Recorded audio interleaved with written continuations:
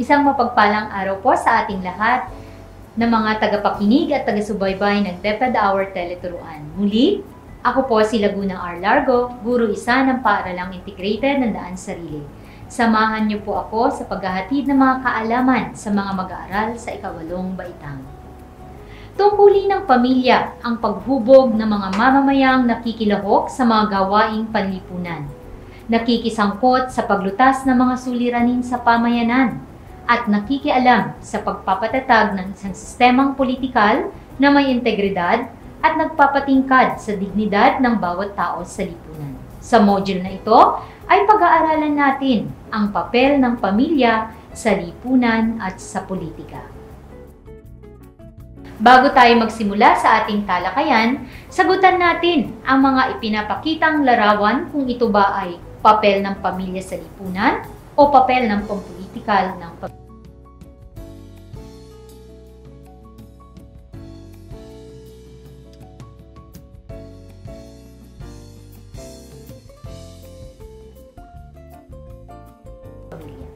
Tignan natin kung tama ang inyong mga kasagutan.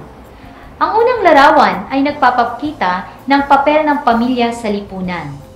Ang ikalawang larawan naman ay nagpapakita ng papel na pampulitikal ng pamilya. Sa ikatlo, ito ay papel ng pamilya sa lipunan. Ang ikaapat na larawan ay papel ng pamilya sa lipunan. Ang ikalimang larawan naman ay nagpapakita ng papel na pampulitikal ng pamilya at ang huling larawan ay papel ng pamilya sa lipunan. Ayon kay Sheens, buhat sa aklat na Education in Values, What, Why, and For Whom ni Esteban noong 1990, ang tao ay hindi lamang binubuo ng katawan at espiritu. Siya ay isang panlipunang nilalang, likas na kaugnay ng iba pang tao. Hindi siya ipinanganak o mananatiling buhay kundi sa pamamagitan ng ibang tao. Ang pakikipagniig ng ibang tao ay bahagi ng kaniyang pagiging tao. Kaya nga, kailangan ng tao ang kaniyang kapwa. Dahil dito, kailangan niyang matutong makipagkapwa. May kasabihan nga tayo na no man is an island. Lahat tayo ay may mga pangangailangan na may bibigay lamang sa ating kapwa at ng lipunang ating ginagalawan. Kaya naman mayroon tayong tungkulin na dapat gampanan sa bawat isa at sa ibang sektor ng ating lipunan. Ang pangunahing kontribusyon ng pamilya sa lipunan ay ang karanasan sa pakikibahagi at pagbibigayan na dapat na bahagi ng buhay pamilya sa pang-araw-araw. Sa loob ng pamilya nagsisimula ang pagbibigayan, pagtutulungan at ang diwa ng kabutihang loob. Ngunit hindi dapat at hindi sapat na panatilihin lamang ang mga ito sa loob ng pamilya. Iisa-isahin natin ngayon ang mga papel ng pamilya sa lipunan. Una, ang pagiging bukas palad ay may papakita ng pamilya sa pamamagitan ng mga gawaing panlipunan. Maaari itong makilahok sa mga samahan na voluntaryong naglilingkod sa pamayanan o kaya'y tumutulong sa mga kapuspalad. Higit sa lahat, dapat na tumulong ang pamilya sa mga nangangailangang hindi naaabot ng tulong ng pamahalaan.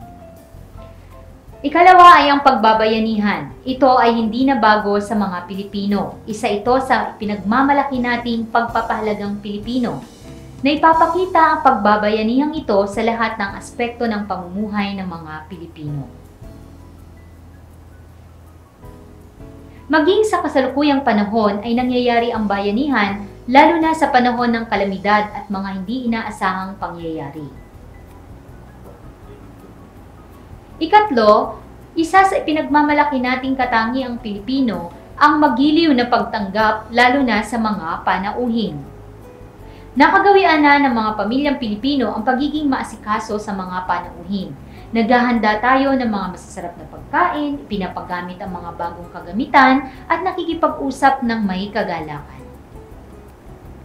Tungkulin ng pamilya ang pangangalaga sa kalikasan bilang likas na tagapamahala ng lahat ng nilikha ng Diyos.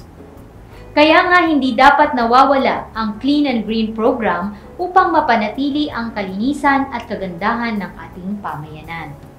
Ang pagtulong ng pamilya sa pamayanan ay paraan upang maisabuhay ang mga pagpapahalaga at bertud na itinuturo at natututuhan sa loob ng tahanan.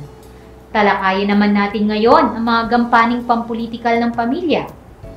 Una ay ang pakikialam sa politika. Kabilang dito ang pagboto at paglahok sa eleksyon.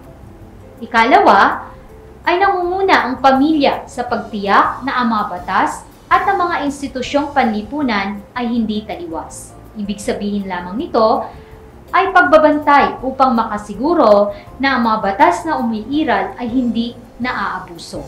At ang ikatlo ay nagsusulong at nangangalaga sa mga karapatan at tungkulin ng pamilya.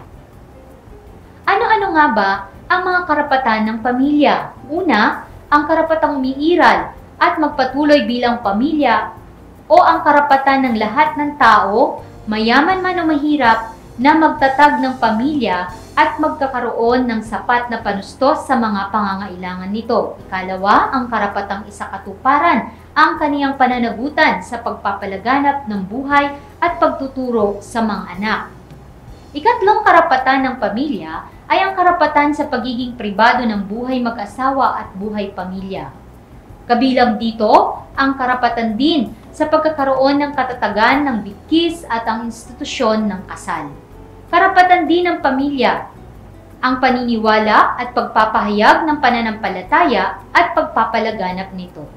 Mayroon ding karapatan ng pamilya na palakihin ang mga anak ayon sa mga tradisyon, pananampalataya at pagpapahalaga at kultura sa pamamagitan ng mga kailangang kagamitan, pamamaraan at institusyon.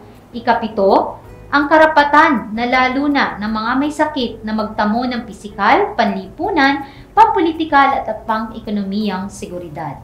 Kabilang sa mga karapatan ng pamilya ay ang karapatan sa tahanan o tirahang angkop sa maayos na buhay pamilya.